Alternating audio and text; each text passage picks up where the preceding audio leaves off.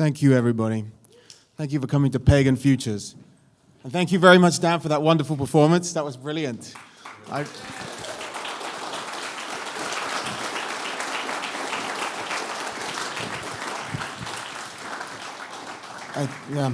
really admire Dan and Borja, both of their contributions using their skills and knowledge to create such wonderful resources for pagans. You know, music, lectures, information, all this stuff is really important.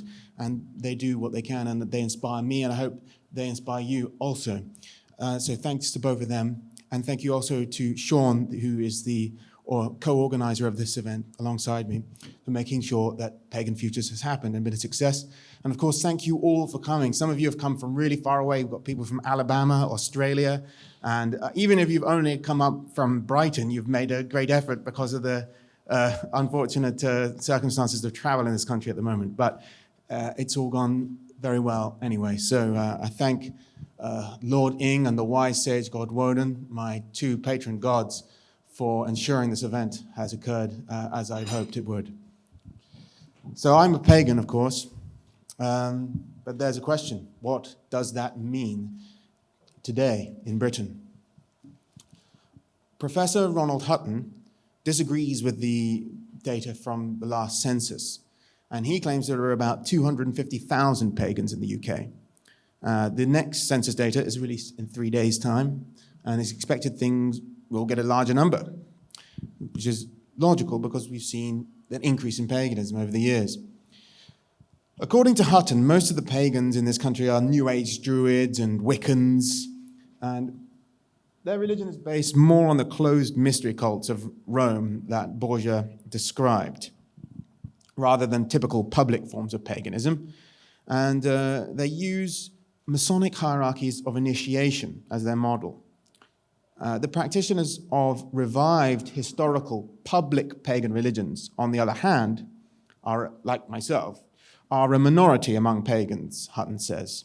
And he is an expert on modern paganism in Britain, so probably believe him, but that might be because of practical considerations about, you know, there are no temples, the old-fashioned forms of sacrifice are not very well acceptable these days. But I have personally witnessed in the more than 10 years of pagan practice in this country that there's been a big growth in my kind of paganism, Germanic paganism particularly. When I became a pagan in 2009, I'd attend like mixed pagan events, you know, and there were no Germanic pagans present at those. And now it does seem like Germanic Norse paganism is quite common. While the people who made up the bulk of pagans in this country in the 20th century sought to experience the divine directly and thus dispensed with theology, we're now seeing the rise of so-called Reconstructionist paganism and public paganisms like the Germanic faith, known as Odinism, Ossetru, or heathenism. And that got started, Odinism, as it's popularly originally called in this country, it got started here in London in the late 1970s, specifically in Stepney Green. The decentralized, protean, and whimsically syncretic nature of the New Age neo-paganisms, on the other hand, make defining their theological tenets a rather futile endeavor. However, Neoplatonists and Reconstructionist forms of paganism, like Germanic religion, absolutely do care about theology and cannot be represented like New Age pagans as operating without religious authorities or theology or religious texts even. Do what thou wilt shall not be the whole of the law, nor even part of it as far as we're concerned. It shall be necessary, therefore, for we pagans going forward to define our beliefs, our core beliefs, in distinction to these New Ages. But there is another, more pressing reason we have to do this. The decline of the sacred in the Western mind has resulted in the gradual decline of the church and a desacralization of the world itself. Various forms of paganism are among the religions and ideologies that are filling the vacuum created by the death of the Christian God. Not all of those are good. As my colleague, Dr. Villijonge, explained, the radical transcendence of the Puritans gave way to rationalism and the Enlightenment, having failed to merge with the transcendental immanence found in the art and magi of the Renaissance. No wonder then that the doctrine of materialism, which killed the church, has become the new church, with a similar doctrine of transcendence expressed in various ways through the technophilic utopian ideologies of the posthuman, the singularity, and transhumanism. Of course, their doctrine of transcendence isn't truly transcendental, but you'll see what I mean. So when I say transhumanist, I'm not just talking about what the literal textbook definition of transhumanist is. I'm talking about anyone who has uncritically assimilated themselves to the objectives of an undifferentiated global humanity, united in the goal of reducing physical suffering and pain through the development of novel technologies, whether medical, genetic, artificial, or whatever. And they're all to some extent a devotee of this cult. And this is the dominant religion of the West at this time. Even if people don't write that on the census forms, it is. But its dominance has less to do with the number of people who actually follow it as an ideology than it has to do with the power of its main advocates. It is a religion, though, in my opinion, and it has grown out of other religions, coming from the universalism of Christianity and specifically the liberalism of Protestant England, but directed to the utilitarian goals of the probably autistic atheist Jeremy Bentham. I mean, I'm not just saying that. It's a quite accepted theory that he could have been autistic. Although it was born from the philosophies of atheists raised in Christendom, and it is fundamentally atheistic, no mistake, it's still a religion. And these people often promote religious tolerance and pluralism, or at least they claim to. When the philosopher of the UN, Robert Muller, said, "Today our objectives and efforts must be to see the religions globalize themselves into a global spiritual renaissance in order to give us a universal cosmic meaning of life on earth and give birth to the first global, cosmic, universal civilization," he was not really promoting pluralism, rather homogenization of the world's religions in compliance with the hegemony of an atheistic scientism. But recognizing that its nihilistic philosophy of a dead world where pain and pleasure are the only measure of good is too flimsy to satisfy the spiritual needs of man, it thus appropriates elements of Eastern meditation, bit of yoga, bit of Buddhism, stripping them first of their higher meaning, and then prescribing them rather like drugs to alleviate the suffering of existence in a world divorced from divinity. Alongside actual drugs, of course, antidepressants, opioids, and increasingly they seem to be interested in the use of entheogens, psychoactive drugs, Netflix making documentaries about how wonderful mushrooms can be, an MK Ultra world for all. Our faith, on the other hand, has risen again precisely because many have seen through the futility of atheism and intuitively perceive the presence of the gods in the world. But these two belief systems are not compatible. In order to qualify this statement, I must define the core tenets of European polytheism as I see it, shared by all true pagans, whether they be Slavic, Celtic, Germanic, or Neoplatonist. And I must explain why they are in opposition to the beliefs of the transhumanists and who I am talking about when I use that term. So let's start there. What is transhumanism? Transhumanism has recently been promoted by the UN-affiliated World Economic Forum and by the UN-promoted author Yuval Noah Harari, whose work has been praised by Bill Gates and Barack Obama. Transhumanism has always been connected to the UN, though. Way back in 1957, the first director of UNESCO, Julian Huxley, Aldous Huxley's brother, expressed his desire to reject old superstitions, as he put it, and make way for a new belief he called transhumanism. Today, its adherents assert that mankind is limited and that these limitations need to be overcome through technology. The World Economic Forum founder and chairman, Klaus Schwab, has said that the integration of technology into our lives in the form of smart cities and nanotechnology, as well as recent advances in genetic modification, will ultimately result in the blurring of the distinction between digital and biological identities.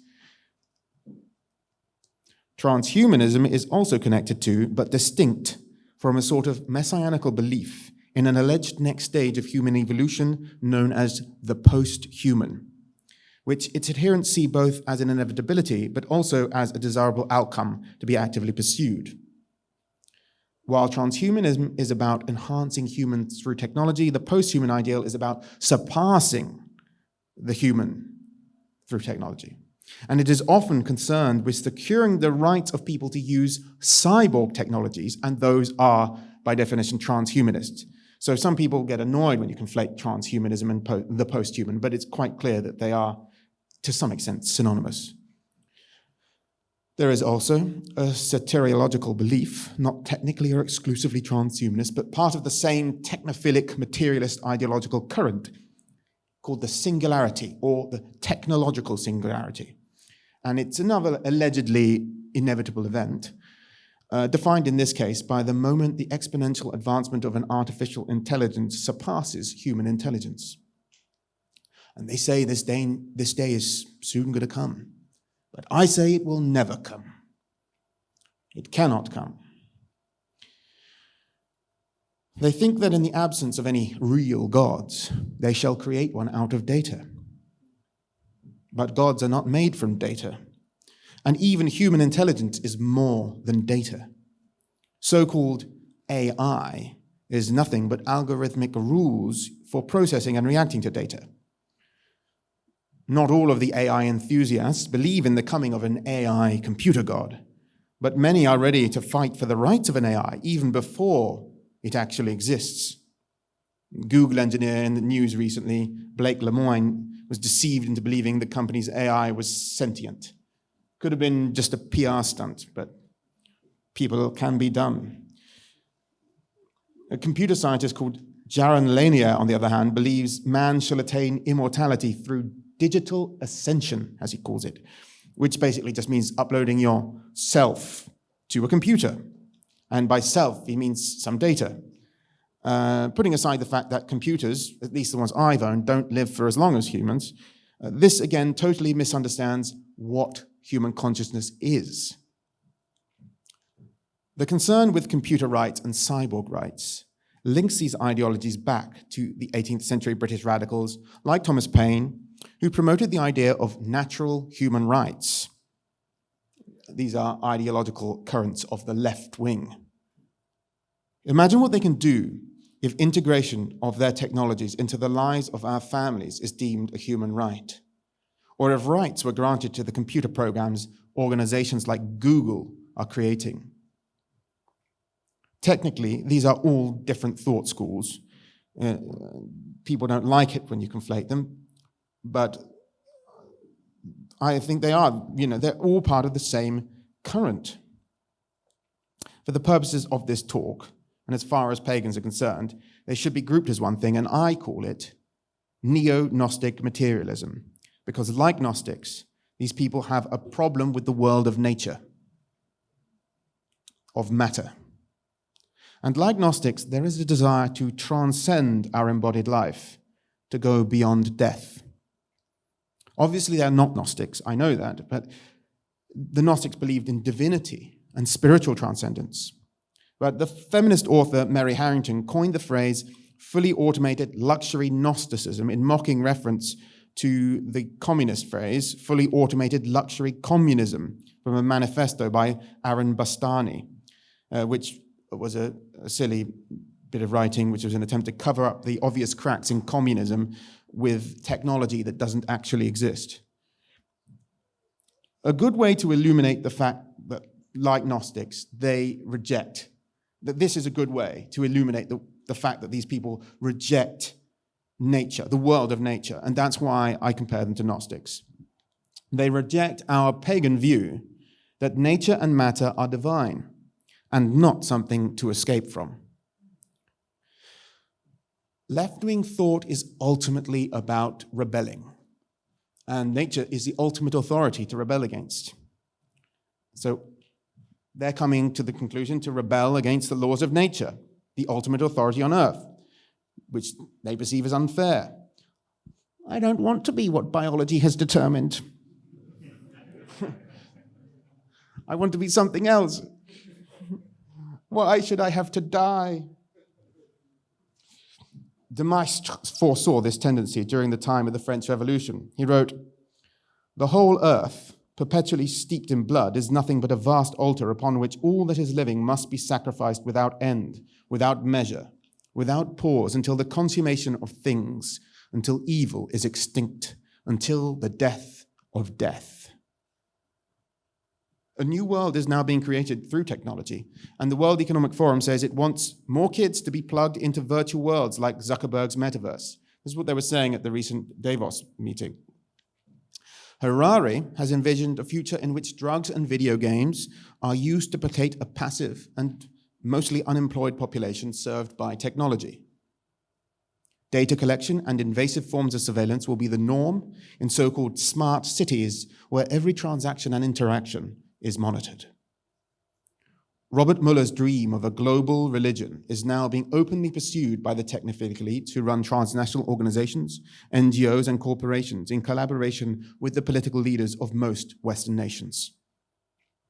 The so-called Great Reset has been a shrewd power play, advancing the interests of the priests of this new religion, who promote a world in which, we are told, we shall own nothing and be happy. Now, therefore, is the crucial time that we pagans must assert our shared values and core beliefs in distinction to those of the Neo-Gnostic Materialists. While these people ostensibly believe in religious pluralism and freedom of religion, liberal ideals, this is a facade. Harari has already written about the end of liberalism and the beginning of the next ideological phase. In the appendix to 21 Lessons for the 21st Century, he wrote that while liberalism views freedom as attainable by fighting against social, biological, and physical constraints, and he gives the examples of the Catholic Church and the Soviet Union as two such obstacles, in reality, biological determinism means their choices will be dictated by biochemical algorithms as ruthless as the Inquisition and the KGB. So atheistic liberalism has for centuries borrowed the Augustine doctrine of free will, but it's now shifting to an illiberal, deterministic philosophy with no measure of right and wrong except pain and pleasure, and which now regards biological determinism, which it formerly denied, as real, but as the next obstacle to be overcome. Harari has also described organized religions as fictions, while Julian Huxley, himself also a translator of Gnostic texts, called them superstitions. The reality is that such people will tolerate religions only as far as they can be integrated into their own ideology and can serve the goals of their own religion. Therefore, we should be cautious when taking them at their word when they say they believe in the right to freedom of religion. Nevertheless, we must assert our beliefs and demand our right to practice without compromise. So what is our pagan view? When it comes to nature, matter, and death, it's almost the complete opposite of the Neo-Gnostic Materialist one. I'm going to refer both to historically attested European pagan religion as well as to the Neoplatonic views of Iamblichus, a Syrian who in the 3rd and 4th century formed a philosophical argument in defense of traditional pagan rituals, what he called theurgy. While Slavic, Greek, Germanic, etc., pagans all have different names for the gods, and they revere the gods with different rites and understand them with different myths, they are all clearly related, coming ultimately from a common Indo-European source, and they share basic tenets. And for this reason, it is right that we articulate our beliefs as one, and we unite to ensure they are respected by others. I'll begin with nature and matter. First and foremost, the gods are real. They are immaterial divine personalities and must be placated for ritual offerings and festivals. These festivals and rites are placed in accordance with the apparent expression of divinity within the cycles of nature. These are determined by the moon, the sun, and the seasons, and are held at appropriate locations deemed auspicious by virtue of the expression of the divine in local natural features. Unlike Christians or the Neo-Gnostic Materialists, pagans, such as the Neoplatonists, have no need of redemption from a fallen nature, because, in the words of Professor Gregory Shaw, nature itself is the body of our salvation. Beneath the high gods, our ancestors also venerated lower entities, the elves, the wights, the fylgir of the Germanic people, or the nymphs, lares, and daimons of the Greeks and Romans. These beings are sometimes equated with our venerable ancestors and their burial places, or sometimes with natural features like trees, springs, and stones. For the Neoplatonists, the daimons act as intermediaries between the gods and men, revealing the rhythms of the year through which we pagans connect with the gods in our rites. With their help, our rites contextualize ourselves, individually and collectively, in our proper place within the unity of the cosmos. In communion with the spirits of the lands of our forefathers, the cycles of nature, and the high gods themselves. In his Laws, Plato himself said that for a city to be kept alive, its sacrifices and feasts must fit the true natural order. Shaw summarizes this view, saying, to be assimilated to the gods, one had to enter into communion with the daimons who revealed them in the natural world. Some Platonists, such as Porphyry, the student of Plotinus, like the Gnostics, came to view matter and therefore nature as the source of evil, and thus rejected traditional pagan rituals. Iamblichus opposed this, responding directly to his Phoenician teacher. He wrote, "This doctrine spells the ruin of all holy ritual and theurgic communion between gods and men, since it places the presence of superior beings outside this earth. For it amounts to saying that the divine is at a distance from the earth and cannot mingle with men, and that this lower region is a desert without gods." Theurgists then were in agreement with traditional pagans across Europe that rites needed to be maintained, and that matter was not the source of evil, but a route to the divine, and indeed was contained within the divine. So for us, there can be no retreat from matter or nature, whether spiritually transcendent retreat or into a cyber realm, a metaverse, because nature is the only path through which we can connect to the divine. We must reject, therefore, a life lived vicariously through avatars or simulated experiences in a digital realm in favor of actual physical experiences in nature. Nor can we accept a world in which our connection to our ancestral lands is severed, since we must connect to the spirits of the land and our ancestors through such places in order to contact the divine. We revere the trees and stones they revered. Iamblichus explains, whether it is certain animals or plants or any of the other things on earth governed by superior beings, they simultaneously share in their respective care and procure for us an indivisible communion with the gods. We do not reject technology as a principle, but we must reject any technology which obscures or obstructs our path to the divine, such as those which alienate us from the natural world. To quote the psychologist Carl Jung in his Man and His Symbols, "As scientific understanding has grown, so our world has become dehumanized. Man feels himself isolated in the cosmos because he is no longer involved in nature and has lost his emotional, unconscious identity with natural phenomena. No voices now speak to him from stones, plants, and animals, nor does he speak to them believing they can hear. His contact with nature has gone, and with it has gone the profound emotional energy that this symbolic connection supplied." And what of death? Reincarnation is usually associated with Indian religion, Hinduism, and Buddhism, but there is evidence for belief in metempsychosis among European people too. Caesar wrote that the belief in reincarnation was what made the Celts so formidable in battle. Similar beliefs are recorded among Germanic and Slavic pagans too, and Virgil even says the Romans had such beliefs. The European pagan conception of reincarnation was different to the Indian one, though, in several ways. Firstly, in Europe, reincarnation is not seen as something to be avoided. You can also only reincarnate as a human descendant, not an animal or a random person. And only one part of the numerous components that make up the human can reincarnate. And this can only happen after you have first gone to the underworld. Indo-European pagans also believed in various destinations to which the dead could travel, some good and some bad. In fact, Hindus also had a kind of heaven or hell governed by Yama. And in a prayer they say, "Hail to Yama, hail to death." Christians preserved a version of the pagan beliefs in a punishment for the dead in hell and a kind of heaven where souls reunite with the divine, like in the Elysian fields or in the Norse Glacisvellir.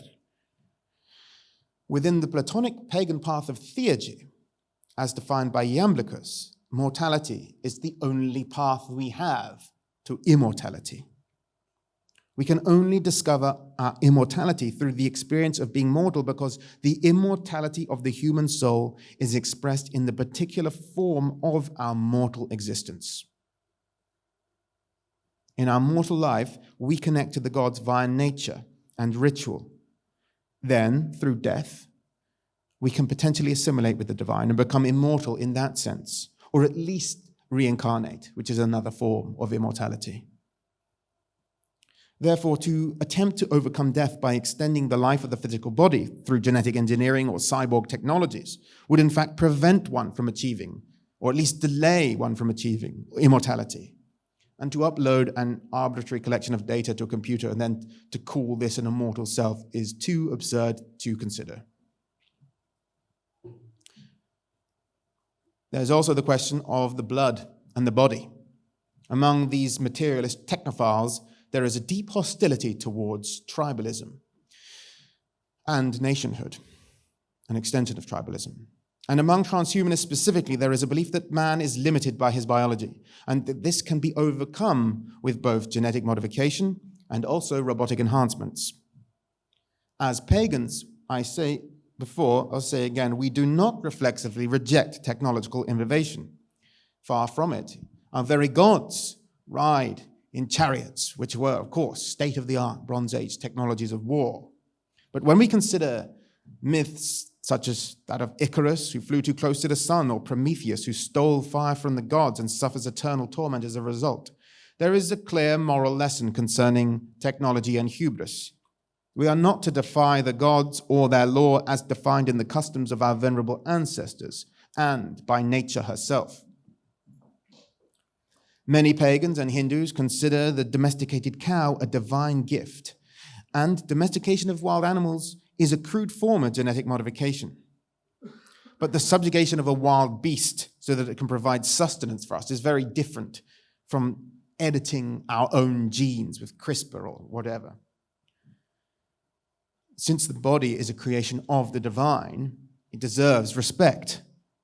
To imitate the demiurgic act in rite is pious. But to alter the divine creation in man's DNA could be hubristic. And few would object to genetically modifying embryos to remove genes associated with congenital diseases. But the practice of gene modification must, I think most will agree, be limited by ethical guidelines. And as pagans, we are only concerned with pagan ethics. Therefore, I posit that to improve on existing genetic material may be permissible, but to seek to improve on a divine work by adding new genes from one organism into another is hubris. Germanic pagans believe that what constitutes man is the result of the combined effort of several gods. Völuspor, the song of the Ceres, says of the first man and woman, "Spirit they possessed not, Sense they had not, blood, nor motive powers, nor goodly colour. Spirit gave Odin, sense gave Honir, blood gave Loder, and goodly colour. Just as Odin breathed spirit into the wooden man, Athena breathed spirit into the clay man formed by the Titan Prometheus. There is a sense of improvement here. The gods lifted man from a pre-conscious state and gave him a new color and spirit, and the senses necessary that he could perceive and worship the divinity whence originates being itself. What right have we to meddle with what the gods gave? Our physical characteristics are a divinely ordained feature of our reality, as is our capacity to perceive them. This also means that a true pagan cannot participate in a globalist vision of the future, which involves the elimination of distinction through mixing, not only because it implies that the gods made a mistake when they made mankind diverse, which is, to use a biblical term, blasphemy, but also because our diversity is necessary for our engagement with the divine. Way back in the 2nd century, the Greek philosopher Celsus wrote, "For each nation has its own institutions, whatever they may chance to be. This seems an expedient arrangement, not only because different minds think differently and because it is our duty to preserve what has been established in the interest of the state, but also because in all probability, the parts of the earth were originally allotted to different overseers and are now administered accordingly. To do what is pleasing to these overseers is to do what is right. To abolish the institutions that have existed in each place from the first is impiety." Iamblichus also believed that the theurgic rites of each sacred race revealed the gods in modes appropriate to their respective cultures. Theurgy was just one version of a polytheistic and pluralistic worldview common to all pagans, which accepted human diversity as natural. He wrote, "If these forms of worship were only human customs and received their authority from our cultural habits, one might argue that the culture of the gods were inventions created by our thinking. But in fact, the one invoked in sacrifices is a god, and he presides over these sacrifices, and a great number of gods and angels surround him, and every race on earth is allotted a common guardian by this god, and every temple is also allotted a particular guardian." The same sentiment is present in the original work of Plato. In Laws, it states, "By paying honor and respect to one's kinfolk, and all who share in the worship of the gods of the tribe, and who also share descent and blood, a person will also enjoy the favor of the gods of the household, who will be well disposed towards his own begetting of children." This is obviously in direct conflict with the idea that tribalism is an outdated disease of man, which needs to be overcome so that we can unite as a global humanity. You cannot believe such a thing without defying your pagan ancestors. And if you do that, you are not a pagan. None of the pagan religions are concerned with the modern concept of humanity. They are concerned with peoples and their gods. The blood itself is not merely, in the materialistic sense, bequeathed to you as a gift from your ancestors, but was itself originally a gift to the first man from a god. And your ancestors were its temporary custodians. You are now its custodian. This fact must govern our attitudes to and ethical considerations concerning both genetic modification and globalization.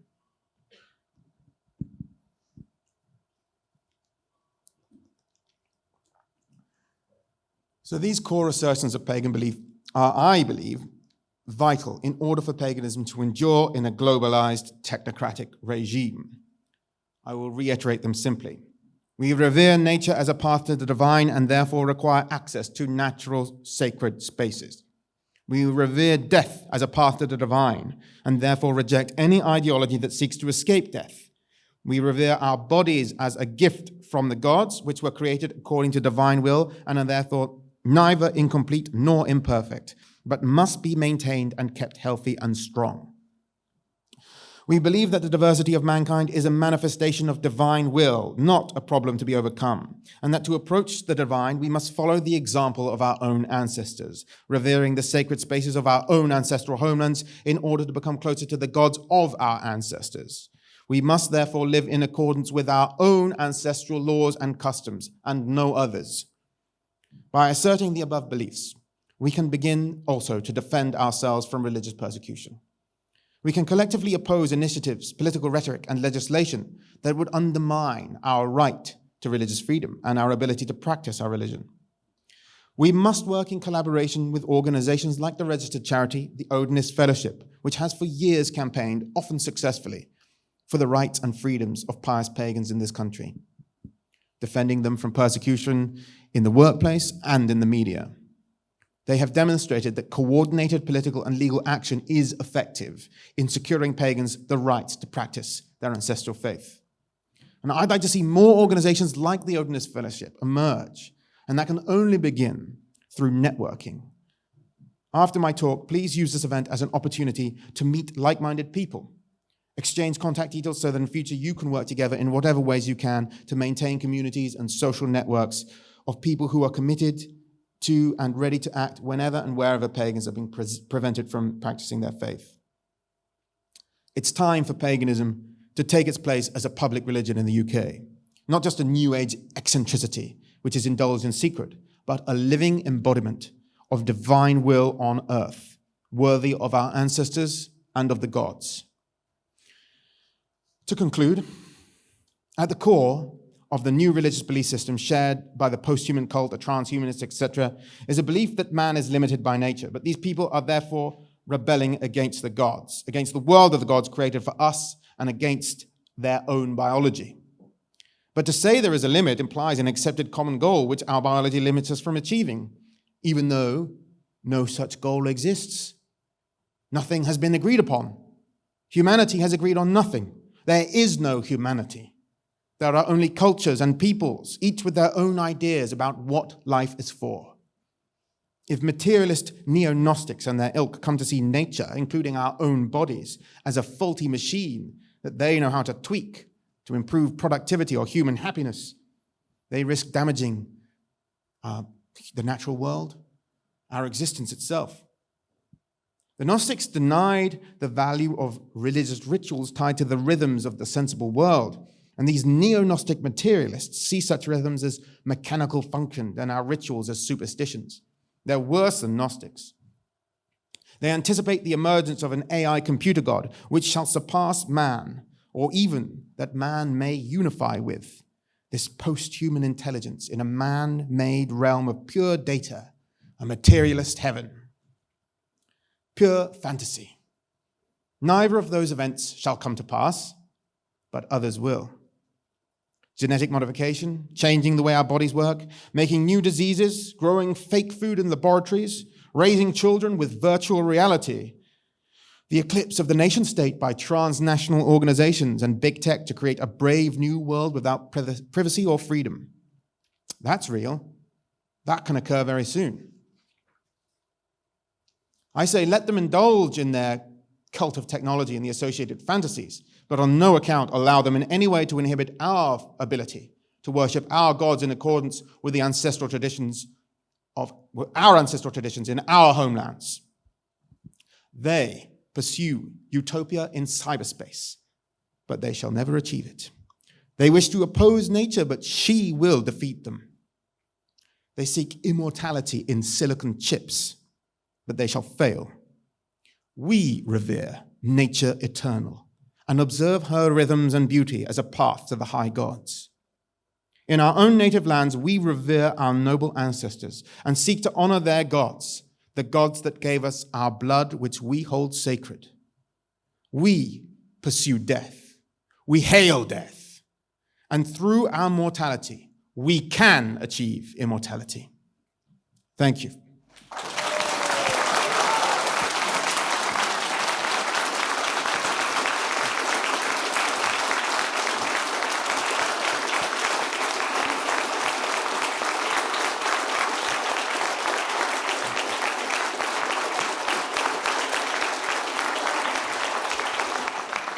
Thank you all so much for coming. I'm sure some of you have some questions. I hope some of you have some questions. So now Dan and Borja and myself will have a Q&A session, and the audience will be free to pitch your questions. I suppose you should raise your hands if you have anything to ask.